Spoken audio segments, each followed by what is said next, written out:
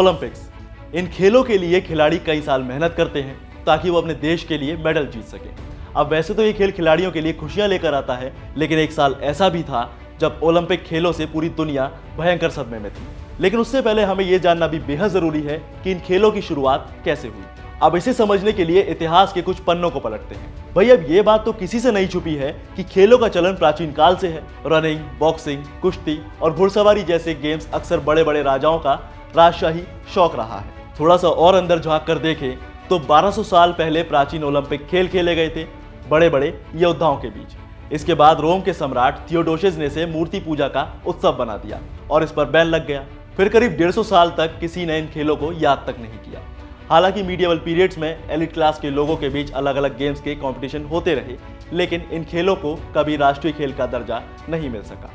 अब अगर ओवरऑल देखा जाए तो रोम और ग्रीस जैसी डोमिनेंट सिविलाइजेशंस में इतना प्रेशर था कि उस वक्त लोगों के पास इन खेलों को खेलने के लिए वक्त ही नहीं था।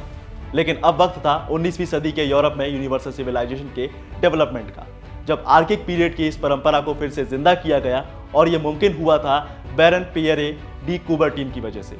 इन्होंने 2 टारगेट सेट किए। पहला, खेलों को अपने देश में फेम दिलाना, और दूसरा, सभी देशों को शांतिपूर्ण कंपटीशन के लिए न्योता देना, क्योंकि इनका मानना था कि खेल किसी भी युद्ध को टालने का सबसे बेहतर टूल हो सकता है। और उनका ये कॉन्सेप्ट सही साबित हुआ। फिर आया साल 1896, जब उनकी इसी हाइपोथेसिस के बेस पर दुनिया में पहली बार ग्रीस की राजधानी एथेंस में ओलंपिक खेलों को ऑर्गेनाइज किया गया। शुरुआती दौर में ओलंपिक आंदोलन अपने अस्तित्व को बचाने के लिए संघर्ष करता रहा। वजह थी कुबर्टीन के कॉन्सेप्ट को किसी बड़ी अथॉरिटी का सपोर्ट ना मिलना। 14 देशों में 241 खिलाड़ियों ने इन खेलों में पार्टिसिपेट किया। 9 खेलों में 43 इवेंट इस ओलंपिक में हुए और इसमें खर्च हुई 37,40,000 डाकमस यूनानी करेंसी। और यही वो वक्त था जब मैराथन को पहली बार इसमें शामिल किया गया था। ये खेल 1896 में 6 से 15 अप्रैल तक यूनान की राजधानी एथेंस में खेले गए। लेकिन 1900 से 1904 में पेरिस और सेंट लुइस ओलंपिक के 2 एडिशन उतने फेमस नहीं हो पाए। इसके बाद लंदन में चौथा एडिशन खेला गया और इसमें 2000 एथलीट्स ने शिरकत की। और अब वक्त था 1930 का। बर्लिन में ओलंपिक शुरू हुए और इसे सामाजिक और राजनीतिक स्तर पर जोड़कर देखा जाने लगा, जिसे नाजियों ने खुद को पावर में दिखाने के लिए इसे ढाल बनाकर इस्तेमाल किया। 1950 आते आते ओलंपिक दुनिया में फैल चुका था, लेकिन ये कभी राजनीति से अलग नहीं हो पाया, क्योंकि अब ये ओलंपिक पॉलिटिक्स का अहम हिस्सा बन चुके थे। इसके बाद सोवियत संघ ने साल 1968 के मैक्सिको ओलंपिक्स में मेडल्स की होड़ में अमेरिका के हाथों मिली हार का बदला 1972 में म्यूनिक ओलंपिक्स में चुकाया। सोवियत संघ की 50वीं वर्षगांठ पर वहां पर लोग अमेरिका से किसी भी कीमत पर हारना नहीं चाहते थे और रिजल्ट ये रहा कि सोवियत एथलीट्स ने 50 गोल्ड मेडल्स के टोटल 99 पदक जीते। इसके बाद साल 1980, 1984, 1988, 1992, 1996, 2004 और 2008 में बीजिंग में हुए ओलंपिक का सबसे अच्छा गेम इसे माना गया। ये खेल 15 दिन तक चले थे।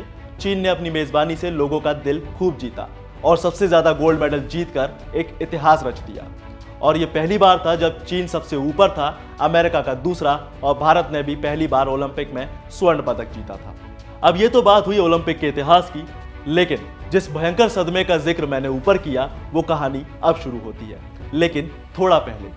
ये बात 1972 की है, जब म्यूनिक ओलंपिक खेले जा रहे थे।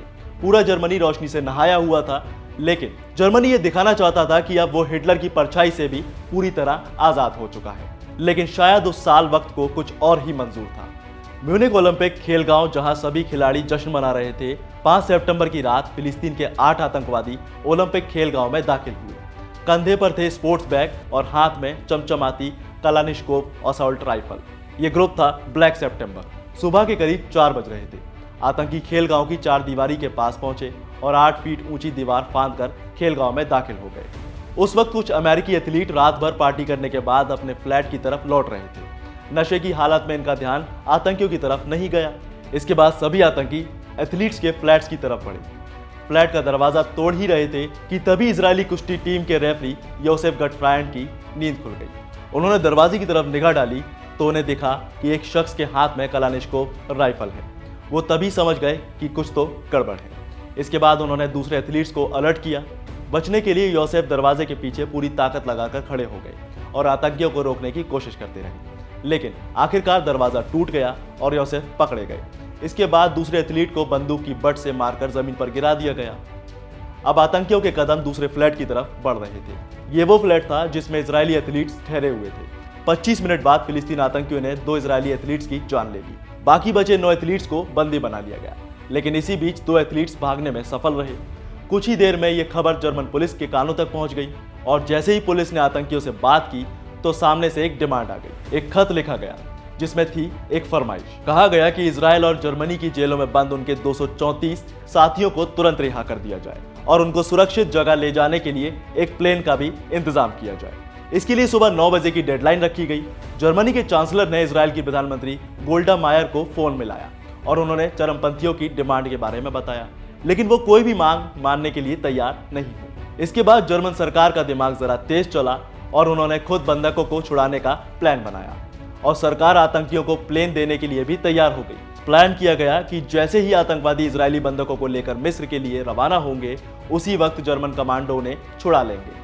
लेकिन जर्मनी का यह प्लान बुरी तरह से फ्लॉप हो गया। आतंकवादी जब हेलीकॉप्टर से बंधकों को लेकर एयरपोर्ट पहुंचे तो उन्हें खबर लग गई कि उन्हें मिस्र से ले जाने के लिए 2 विमान खड़े हैं जिसमें कोई भी पायलट नहीं है। उन्हें लगा कि अब उनका आखिरी समय नजदीक आ गया है और उन्होंने उस हेलीकॉप्टर में ग्रेनेड फेंक दिया जिसमें बंधक थे।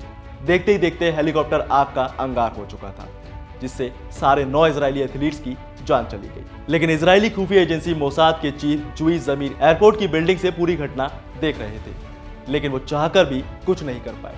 उन्होंने प्रधानमंत्री गोल्डा मायर को फोन मिलाया और कहा कि मेरे पास एक बुरी खबर है। मायर के हाथ से फोन छूट गया और फिर जन्म हुआ असली मोसाद का।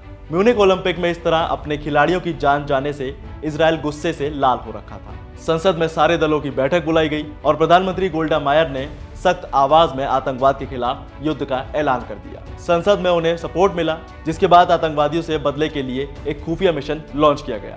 इस मिशन का नाम था रैक ऑफ गॉड, यानी भगवान का कोप। इजरायली गवर्नमेंट ने मोसाद को पूरी आजादी दी और टारगेट दिया कि आतंकवादी दुनिया में चाहे कहीं भी छुपे हो, चाहे जितना मर्जी पैसा खर्च करना पड़े, उन्हें खत्म करना ही हमारा लक्ष्य होना चाहिए। इस कैंपेन का इंचार्ज माइक हरारी को बनाया गया और फिर जन्म हुआ असली मोसाद का। 16 अक्टूबर 1972 को पहले टारगेट को खत्म किया और इसके कुछ साल बाद मोसाद ने यूरोप से लेकर मिडिल ईस्ट तक अलग अलग देशों में छिपकर आतंकवादियों को छुपकर मार गिराया। तो ऐसे लिया इस खुफिया एजेंसी ने उन सभी 11 खिलाड़ियों की जान का बदला।